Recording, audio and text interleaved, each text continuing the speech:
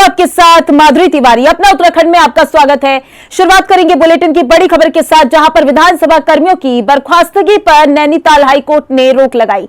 Backdoor भर्ती मामले पर कर्मियों को बर्खास्त करने का आदेश जो दिया गया था, उस पर रोक लगा दी गई है। कोर्ट ने विधानसभा सचिवालय से 4 सप्ताह के अंदर जवाब मांगा है। मामले पर 19 दिसंबर को हाई कोर्ट में अगली सुनवाई होगी। बड़ी जानकारी आपके सामने, जहां बता दें विधानसभा कर्मियों को जो बर्खास्तगी की आदेश दिए गए थे, उस पर रोक लगा दी गई है। मामले पर 19 दिसंबर को हाई कोर्ट में अगली सुनवाई होगी। तो ये बड़ी जानकारी आपके सामने है।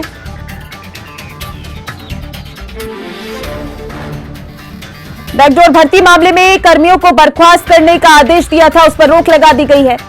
तो देखिए, अगली सुनवाई जो होगी वो 19 दिसंबर को होगी हाई कोर्ट में। तो ये नैनीताल से बड़ी जानकारी है। जो आप बता दें, नैनीताल हाई कोर्ट ने ये आदेश दिया है, जहां पर बर्खास्तगी को लेकर मांग की गई थी, बर्खास्तगी को लेकर आदेश दिए गए थे, उस पर रोक लगा दी गई है। और इसी पर ज्यादा जानकारी के लिए अंशुमान हमारे साथ जुड़ चुके हैं। अंशुमान, क्या कुछ अभी तक जानकारी सामने आ रही है? क्योंकि जिस तरीके से बर्खास्तगी के आदेश दिए गए थे, अब रोक लगा दी गई है। अगली सुनवाई 19 दिसंबर को होगी। बिल्कुल माधुरी, देखिए 19 दिसंबर को अगली सुनवाई होनी है, क्योंकि जब बर्खास्त होने के बाद जो वहाँ पे एम्प्लॉय थे जी उन्होंने याचिका दायर की थी हाई कोर्ट में, जिसमें बबीता भंडारी, भूपेंद्र सिंह बिष्ट, कुलदीप सिंह, ये सभी लोग जाकर हाई कोर्ट में लोगों ने याचिका दायर की थी, क्योंकि बैकडोर से हुई जो भर्तियां थी, उन भर्तियों की वजह से बहुत सारे लोग ऐसे थे, लगभग 228 लोगों को पदों से हटाया गया था उस जगह पे, जो बैकडोर से अलग अलग नेताओं के करीबी थे वो लोग। और क्योंकि अब नैनीताल हाईकोर्ट ने इस पर रोक लगाई है और अगली सुनवाई 19 तारीख को होनी है, तब तक इंतजार तो करना होगा। लेकिन ये सरकार और विधानसभा अध्यक्ष के लिए एक बड़ा झटका है, क्योंकि उनके आदेश के बाद भर्तियों को निरस्त किया गया था, लेकिन हाईकोर्ट ने इस पर रोक लगा दी है, तो अभी तो इंतजार अगली सुनवाई के लिए करना पड़ेगा। यानी कि अंशुमान, ऐसा हो सकता है कि इतने टाइम से जो मांग चली आ रही थी विधानसभा में, जितनी भर्तियां पहले हुई थी भ्रष्टाचार के तहत हुई थी, अब उस पर रोक लगा दी जाएगी। क्या ये बर्खास्तगी जो आदेश दिए गए थे अब वो कंटिन्यू रहने वाले हैं? अब ये भर्तियां कंटिन्यू रहेंगी? देखिए, अभी जब तक रोक लगी है तब तक वो सभी जो लोग हैं वो काम कर सकेंगे, और इसको लेकर सचिवालय में ये कहा भी गया है कि अगर उनको नियमितीकरण उनका होना है, अगर हो सकता है तो उसको नियमित किया जाए, नहीं तो अगली सुनवाई तक क्या पक्ष आता है सरकार का या क्या पक्ष आता है सामने जो विपक्ष में है, इसके आधार पर ही हाईकोर्ट जो फैसला लेगा वही फैसला मान्य होगा, और उसी के आधार पर सरकार तय करेगी कि सरकार को क्या करना है। जी अंशुमान, ज्यादा जानकारी के लिए बहुत बहुत शुक्रिया आपका। तो वहीं मुख्यमंत्री पुष्कर सिंह धामी ने राज्य के सभी जर्जर स्कूलों की मरम्मत के निर्देश दिए हैं, लेकिन शिक्षा विभाग के अधिकारी सीएम के निर्देशों को भी ताक पर रखे हुए हैं। पौड़ी के पल्ली प्राइमरी स्कूल के जर्जर भवन अधिकारियों की इसी लापरवाही की गवाही दे रहा है, जहां स्कूल के खस्ताहाल भवन की मरम्मत नहीं कराकर किसी हादसे का इंतजार किया जा रहा है। इस रिपोर्ट में देखिए।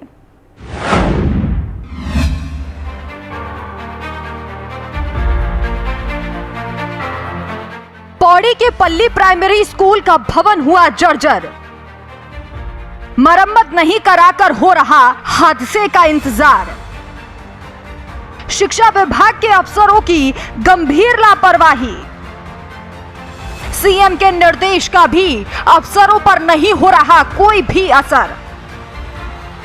राज्य के दूर दराज इलाकों में शिक्षा व्यवस्था दुरुस्त करने में लगे सीएम पुष्कर सिंह धामी के प्रयासों को शिक्षा विभाग के अफसर पलीता लगा रहे हैं। मुख्यमंत्री ने सूबे के सभी सरकारी स्कूलों के खस्ताहाल भवनों की मरम्मत के लिए निर्देश दिए, लेकिन पौड़ी के कलजीखाल ब्लॉक के प्राथमिक विद्यालय पल्ली को देखकर साफ हो रहा है कि सीएम के निर्देशों के बावजूद अफसर कितने लापरवाह बने हुए हैं। स्कूल की 4 दीवारी जर्जर हो चुकी है, स्कूल के भवन की छत भी बिल्कुल जर्जर है, और इन्हीं जर्जर दीवारों के साए में बच्चे पढ़ाई कर रहे हैं। स्थानीय लोगों ने कई बार अधिकारियों से मुलाकात कर स्कूल की मरम्मत करने का अनुरोध किया, लेकिन अफसरों के कानों पर जूं तक नहीं रेंगती। पल्ली के ग्राम प्रधान का कहना है कि स्कूल की हालत बदतर हो चुकी है। बार बार शिकायत के बावजूद अधिकारी इस ओर ध्यान नहीं दे रहे, जिसके चलते किसी भी हादसे की संभावना बनी हुई है। हमारी जो प्राथमिक विद्यालय पल्ली है वो काफ़ी जीर्ण स्थिति में है। मेरे द्वारा 2 अक्टूबर को गणेश जी की जयंती के समारोह में मुझे स्कूल जाने का मौका मिला, और स्कूल जब पहुंचा तो वहाँ की स्थिति बहुत जीर्ण शीर्ण हो रखी थी। स्कूल की चार दीवारी क्षतिग्रस्त हो रखी थी। स्कूल की जो अंदर की दीवारें हैं जहाँ बच्चे पठन पाठन करते हैं वहाँ पूरा प्लास्टर झड़ चुका था। ऊपर से छत के पूरे टुकड़े निकल चुके थे, जिसमें कि प्रधानाध्यापक द्वारा बताया गया कि ये स्कूल काफ़ी दयनीय स्थिति में हो चुका है। उसके पश्चात शौचालय का निरीक्षण किया गया तो शौचालय भी काफ़ी जीर्ण स्थिति में है, जिसके मेरे द्वारा बेसिक शिक्षा अधिकारी जी को उस लेटर में पूरे डॉक्यूमेंट के साथ, पूरी फोटोग्राफ के साथ ज्ञापन दिया गया है। पल्ली के प्रधान ने जिला शिक्षा अधिकारी से मुलाकात कर उन्हें स्कूल की मरम्मत कराने की मांग को लेकर ज्ञापन दिया है। जिला शिक्षा अधिकारी ने जल्द ही स्कूल की मरम्मत का आश्वासन देकर खाना पूर्ति पूरी कर दी। माननीय ग्राम प्रधान जी ने राजकीय प्राथमिक विद्यालय पल्ली मल्ली का जीर्ण शीर्ण भवन की प्रस्ताव उपलब्ध कराया है, जो कि आपदा मद में हम उसको डाल रहे हैं और बृहद मरम्मत के अंतर्गत। और पूर्व में भी सभी खंड शिक्षा अधिकारियों के माध्यम से जीर्ण शीर्ण भवनों की स्थिति और प्रस्ताव मांगे गए थे, जो हम नाबार्ड के द्वारा उनको प्रस्तावित करें। सितंबर महीने में चंपावत के मौन कांडा में स्कूल की दीवार गिरने से 9 साल के मासूम की मौत हो गई थी।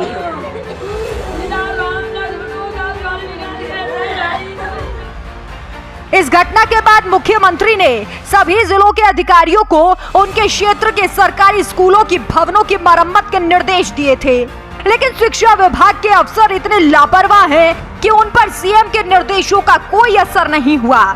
अब पल्ली के जर्जर स्कूल के भवन की समय पर मरम्मत कराई जाती है या फिर भवन को ऐसे ही भगवान भरोसे छोड़ किसी हादसे का इंतजार किया जाता है, ये तो देखना होगा। पौड़ी से संवाददाता मुकेश बछेती के साथ ब्यूरो रिपोर्ट हिंदी खबर। तो वहीं राज्य के सभी जिलों में युवाओं को रोजगार दिलाने के लिए रोजगार मेले का आयोजन किया जाएगा। चंपावत के टनकपुर में रोजगार मेले का शुभारंभ पर मुख्यमंत्री पुष्कर सिंह धामी ने यह ऐलान किया है। सीएम ने कहा है कि युवाओं को रोजगार के लिए खाली पड़े सरकारी पदों पर भी जल्द ही भर्तियां की जाएगी। इस रिपोर्ट में देखिए।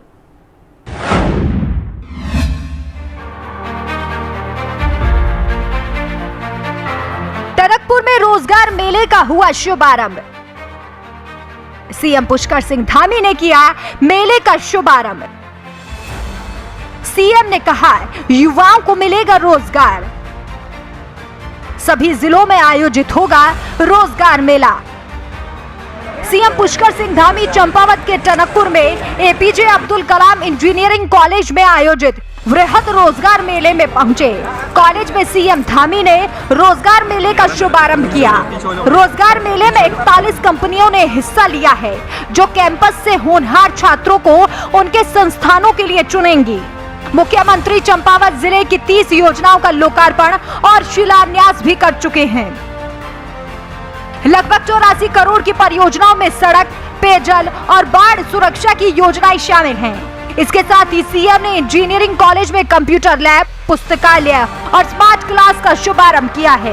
रोजगार मेले के शुभारंभ पर मुख्यमंत्री ने कहा कि ऐसे आयोजन राज्य के सभी जिलों में किए जाएंगे, जिससे युवाओं को रोजगार की तलाश में भटकना नहीं पड़े और उनकी योग्यता के हिसाब से उन्हें रोजगार का मौका मिले।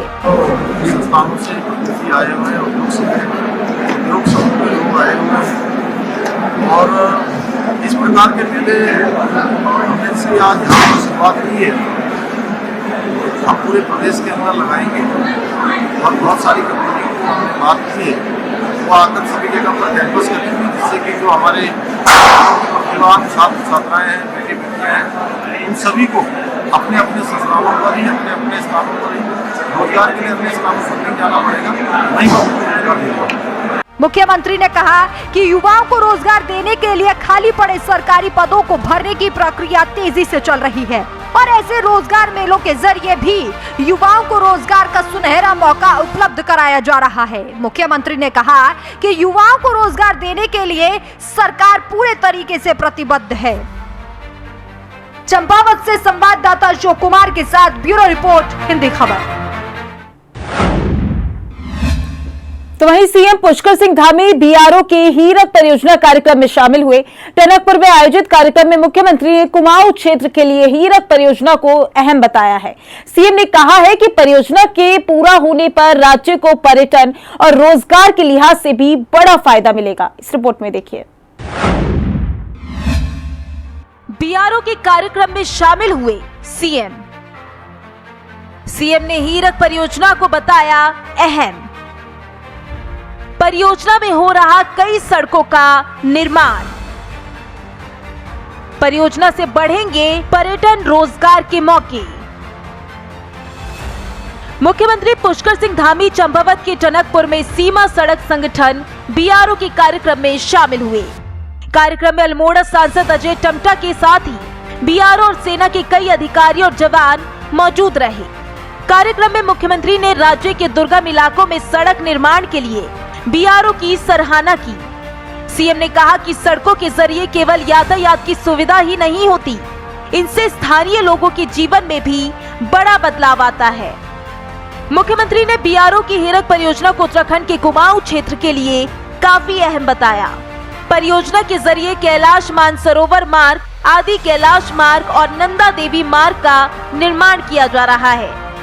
मुख्यमंत्री ने कहा कि इन सड़कों का निर्माण पूरा होने पर इन धार्मिक स्थलों की यात्रा बेहद आसान हो जाएगी। इसके साथ ही इन इलाकों में रह रहे लोगों के जीवन पर भी इसका बड़ा असर होगा।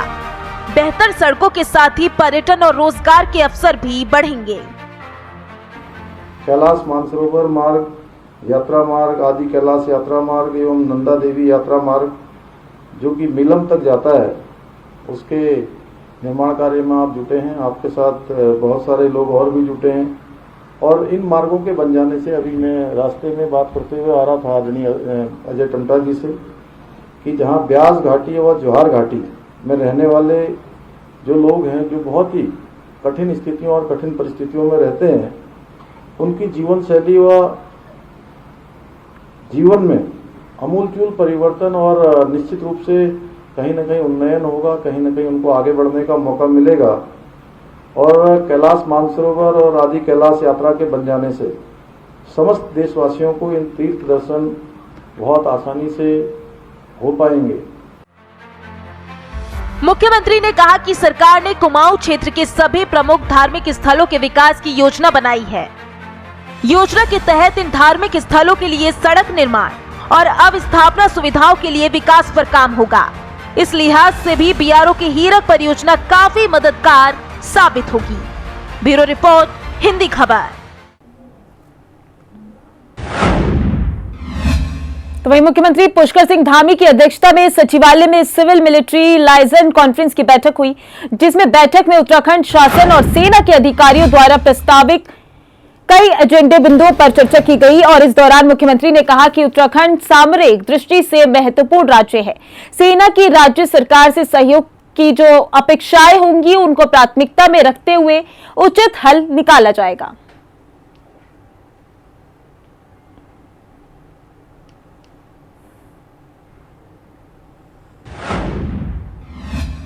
और इसी बीच एक बड़ी जानकारी, जहां पर उत्तराखंड परिवहन विभाग को इलेक्ट्रिक बसों की सौगात दी गई। उत्तराखंड परिवहन विभाग ने इलेक्ट्रिक बसों को रवाना किया है। वहीं परिवहन मंत्री चंदन राम दास ने हरी झंडी दिखाकर बसों को रवाना किया है। पहली बार उत्तराखंड से दिल्ली के लिए चलाई जाएंगी इलेक्ट्रिक बस। कुछ दिन पहले सीएम धामी ने आईएसबीटी का भी निरीक्षण किया था। ये बड़ी जानकारी आपके सामने, जहां उत्तराखंड परिवहन विभाग को इलेक्ट्रिक बसों की सौगात दी गई है। तो देखिए, उत्तराखंड परिवहन विभाग ने इलेक्ट्रिक बसों को रवाना किया है। परिवहन मंत्री चंदन राम ने हरी झंडी दिखाकर बसों को रवाना किया है। तो तस्वीरों में आप देख सकते हैं,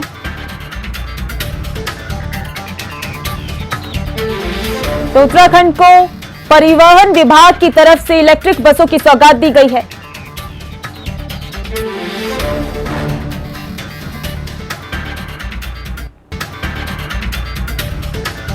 परिवहन मंत्री चंदन राम ने हरी झंडी दिखाकर इलेक्ट्रिक बसों को रवाना किया है।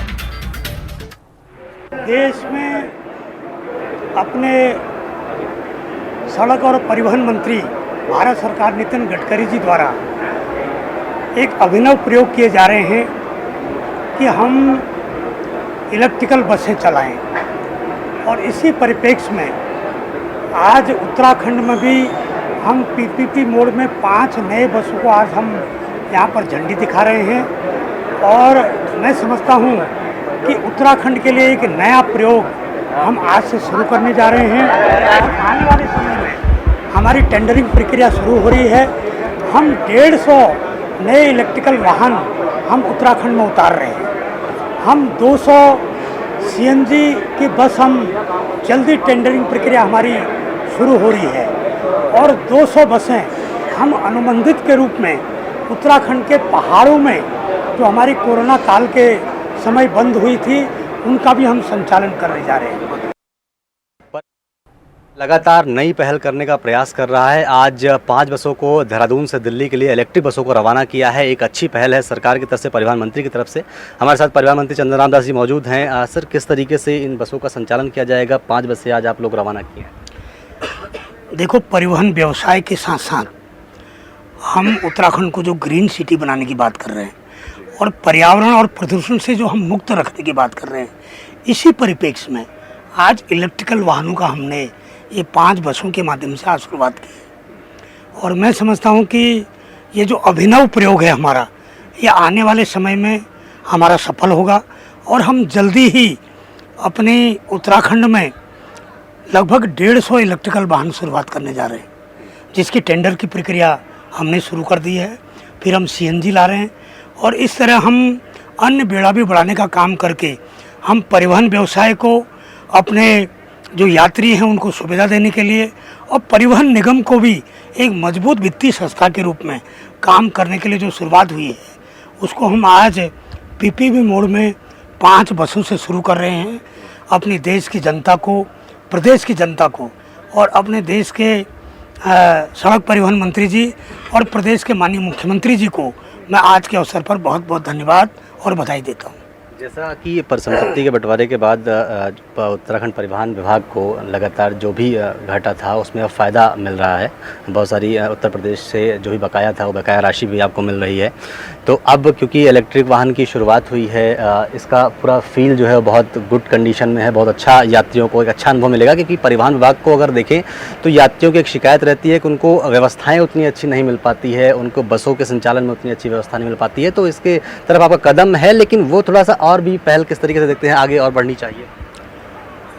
ये जो नई बसें लगाने का, इलेक्ट्रिकल बसें लगाने का जो मुख्य उद्देश्य है, एक तो यात्रियों को अच्छी सुविधा मिले, सुरक्षित सुविधा मिले, और वो कम से कम जो यात्री यहाँ में आए वो लोगों को भी प्रेरित करें कि वास्तव में ये जो यात्री सुविधाएं बहुत अच्छी है। रोडवेज ने नया अभिनव प्रयोग किया है, जिससे हमारी आमदनी भी बढ़ेगी, लोगों को इससे सुविधा भी मिलेगी, और आने वाले समय में पर्यावरण और प्रदूषण को भी रोकने का हम इस बसों के माध्यम से काम कर सकते हैं। बहुत धन्यवाद। तो पर्यावरण प्रदूषण को रोकने के लिए लगातार काम चल रहा है, और उसको लेकर परिवहन मंत्री चंद्रराम दास जी लगातार काम कर रहे हैं। कैमरामैन विजय थोड़ी के साथ मैं स्वर्ण सा, हिंदी खबर, देहरादून। तो वहीं सरोवर नगरी नैनीताल के आलू खेत क्षेत्र में विगत दिनों मूसलाधार बारिश के चलते कुछ ग्रामीणों के यहां पर भूस्खलन से नुकसान हो गया था, जिसके चलते अजय भट्ट और विधायक श्रीमती सरिता आर्य ने संबंधित अधिकारियों के साथ आलू खेत में पहुंचकर भूस्खलन आपदाग्रस्त का निरीक्षण कर प्रभावित ग्रामीणों से उनका हालचाल पूछा और जल्द से जल्द आपदाग्रस्त क्षेत्र में काम शुरू करने का आश्वासन दिया है। जो pre disaster, duration disaster, after disaster जो प्रबंध होते हैं, सरकार ने पूरी तरह से ठीक ठाक प्रबंध किया है।